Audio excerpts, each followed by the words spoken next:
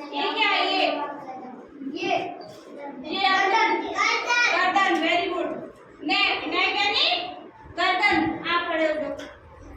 ये क्या है ये वाले इनको क्या बोलते हैं? कंधे। कंधों क्या बोलते हैं? शोल्डर। क्या बोलते हैं? शोल्डर। और आप खड़े हो जाओ। ये क्या है? ये अपना होता है ना सीना। सीना मतलब चेस्ट। बैठ जाओ जिसने बता दिया बैठ जाओ। आप खड़े हो जाओ। ये क्या है?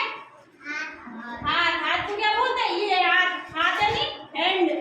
ये बच्चा अपने बॉडी पार्ट्स के हाथ लगाएगा और आपको उसका नाम बताना। जैसे ईयर पे हाथ लगाया तो ये क्या है? ईयर यानी कान। यहाँ पे हाथ लगाया तो नोज यानी नाक। ऐसे सब बता दोगे ना? Very good. सब एक साथ बोलना। ये क्या? हेयर। क्या है? हेयर। ये क्या है? नाक यानी नोज। क्या है? नोज। ये क्या है? कान। कान यानी ईयर। कान